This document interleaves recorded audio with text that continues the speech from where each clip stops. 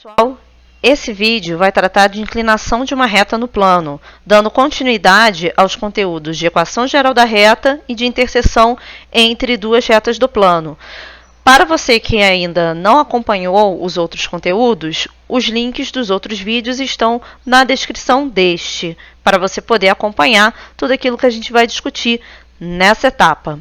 Então, gente, voltando lá para o quadro, inclinação de uma reta diz respeito, então, ao ângulo que essa reta, no plano, faz em relação ao eixo horizontal ou o eixo X, certo? Então, eu coloquei aqui as 4 situações que nós temos para a posição dessa reta no plano. Então, eu tenho aqui na minha primeira figura, uma reta que eu faço um ângulo em relação ao eixo X, que é um ângulo agudo, certo? O que é um ângulo agudo? É aquele ângulo que tem medida inferior a 90 graus, certo? E aí, o que acontece? Nós vamos daqui a pouco falar sobre uma função trigonométrica que vai determinar a inclinação da reta.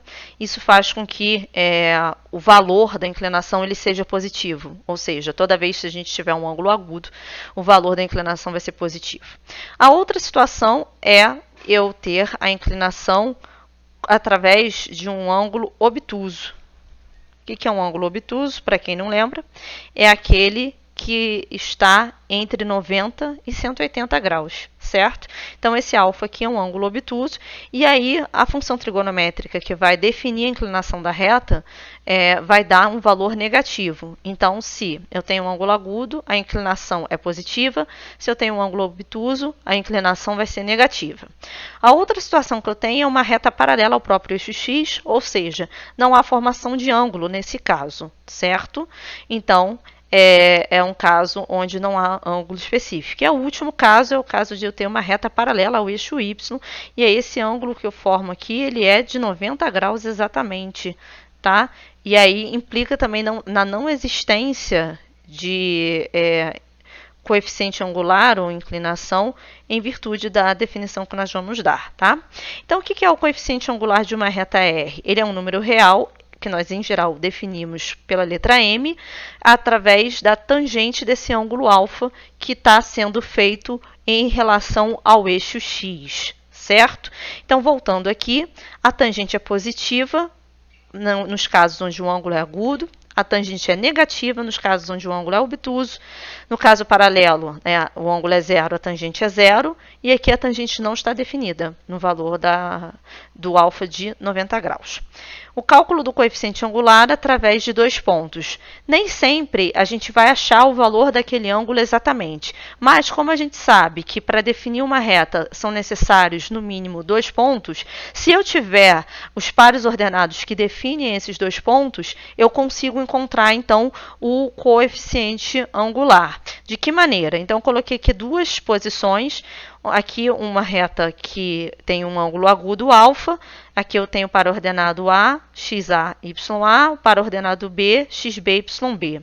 E aí, para eu achar a tangente do alfa, eu posso usar esse triângulo retângulo que a gente forma aqui, onde YB menos YA é o cateto oposto ao alfa e onde XB menos XA é o cateto adjacente a alfa.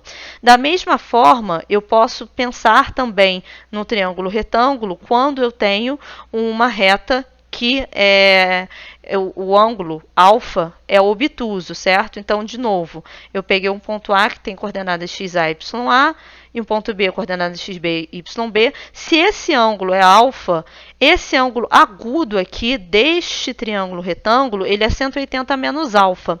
E aí, a partir, então, dessa relação, eu consigo definir tanto no caso onde o ângulo é agudo, quanto no caso onde o ângulo é obtuso, uma mesma forma envolvendo as componentes desses pontos coordenadas, né, para obter o coeficiente angular, ou seja, y de b menos YA dividido por x de b menos x de a, nos dois casos, certo?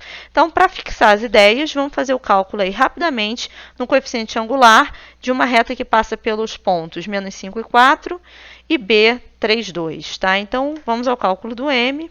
O m vai ser, então, o y do b, que é 2, menos o y do A, que é 4, dividido pelo x do B, que é 3, menos o x do A, que é menos 5. Então, eu tenho aqui menos 2, 3 menos menos 5 vai dar 3 mais 5, que é 8. Dá para simplificar essa fração, eu tenho m igual a menos 1/4. Então, o coeficiente angular da reta que passa por esses dois pontos vale 1/4, sem grandes dificuldades, certo? Espero que vocês tenham gostado e tenham entendido essa questão do cálculo do coeficiente angular envolvendo a tangente do ângulo que a reta faz com o eixo x. Se gostaram desse vídeo, curtam, compartilhem. Nos vemos na próxima. Tchau, tchau.